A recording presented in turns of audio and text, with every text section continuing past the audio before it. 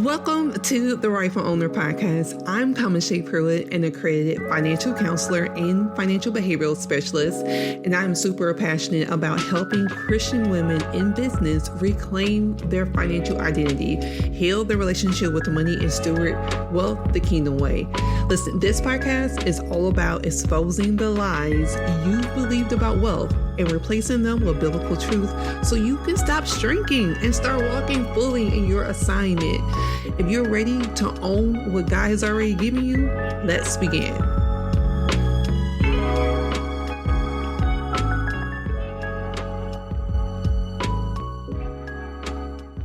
Hey friend, welcome back to the Rightful Owner Podcast. And if you're new here, I am your host, Kiameshea. And before we start this episode, I want to give you an honest apology. You may have noticed there was no new episode released last week, and that's because God literally arrested me in the spirit and told me to rest. And so your girl did. I shut it down. I didn't try to press through. And I want to encourage someone listening. Sometimes your spiritual discipline isn't producing. It's actually pausing. But I am back today with a fresh word, one I believe many of us need. But before we jump into the nitty-gritty, let me ask you this question. Have you ever had to fight for clarity?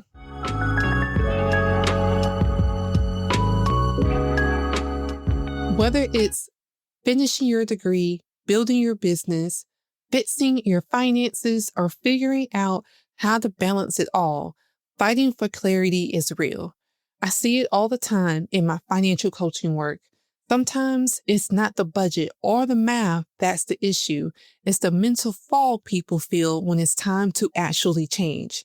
Recently, I worked with a client who was on top of everything. She filled out the forms, she showed up for the calls, and she seemed ready. But the moment we hit an area that made her uncomfortable, she got confused. And at first, I'll be honest, I was frustrated. I was frustrated because it seemed as if she was doing this on purpose. But then God showed me something. Her confusion wasn't confusion at all. It was a defense mechanism, a subconscious way to avoid facing what needed to shift to reach her next level. And here's the kicker. This client, she came to me. She paid to be coached. But when it was time to take action, her brain hit fight or flight, and she froze. Sound familiar? How often do we say we want to save more money, improve our marriages, grow closer to God, but the moment it's time to do the real work, we get stuck, we stall, we overthink, we scroll on social media, we ghost the whole process. And here's why. Fear and confusion often travel together. But the word of God says, "For God has not given us a spirit of fear, but of power, love, and a sound mind." 2 Timothy 1:7. So, what does power, love, and a sound mind have to do with fear? Everything. You see, perfect love casts out fear. And power means we are not subject to fear. A sound mind reminds us that confusion is not from God. Now, sit and pause with this truth. Clarity is from the Lord. Confusion is not your portion. Clarity is power. Clarity leads to confidence. Clarity gives direction.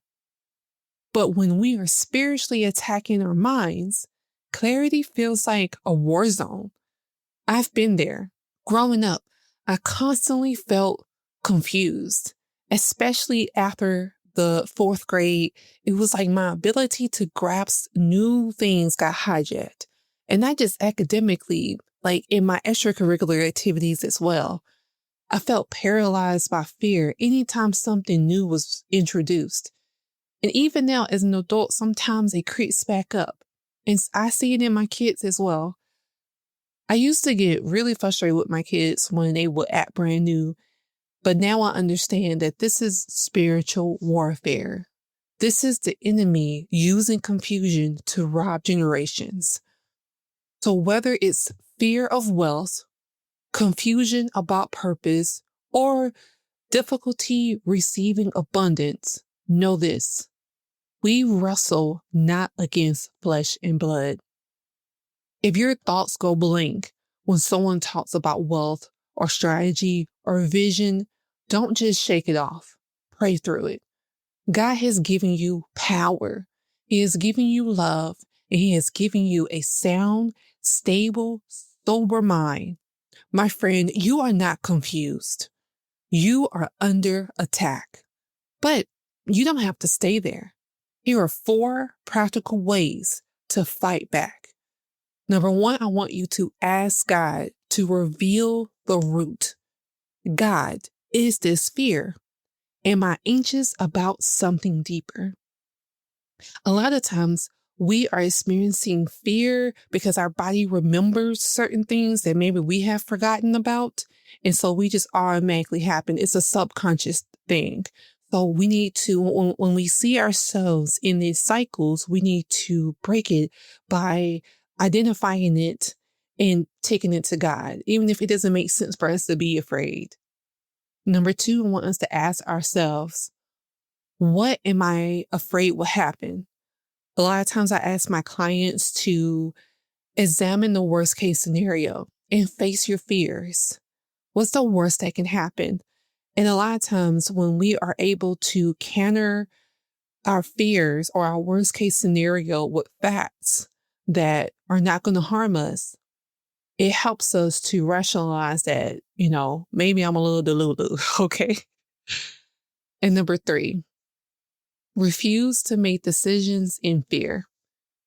So if you feel your anxiety, your fear is high, I want you to pause, pray, and move your body. Yes, pause, pray, and move your body. And so move your body, I think pause, pray is self-explanatory, but when I say move your body, I mean, we need to interrupt the anxiety, okay? Because a lot of times anxiety affects our bodies and we may hunch over or we may try to make our bodies feel smaller. And so we need to move. So if you're sitting at the computer, maybe you need to get up and walk around. Go pick the towels up that you folded, or go take a short walk around the block, or maybe just turn on some music and dance, wherever it needs to do, or you can just stretch your body. But we need to move and interrupt the reaction that the anxiety is having on our bodies. And number 4, speak over your mind. You can say something like this: I have a sound mind. I am not confused. I walk in divine clarity. Friend, you have the mind of Christ. That means you have access to clarity, creativity, and courage.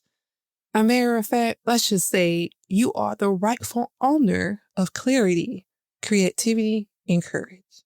So for this week's Courage to Own moment, I want you to take back your mental territory. I want you to speak this out loud.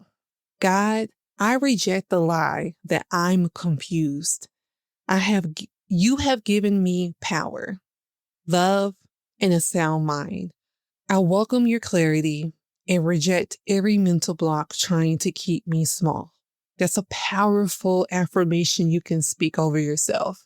And I cannot wait to hear about your breakthrough. So until next time, walk boldly, do it well. See you next time. Thank you so much for listening to the Rightful Owner Podcast. If this has blessed you at all, please subscribe and share. And I want to invite you personally to come join me in the Rightful Owner community on Patreon, where I would love to dive deeper into this episode with you. And remember, James 1:22 says, don't just be a hearer of the word, but be a doer. Until next time, walk boldly and steward well. See ya.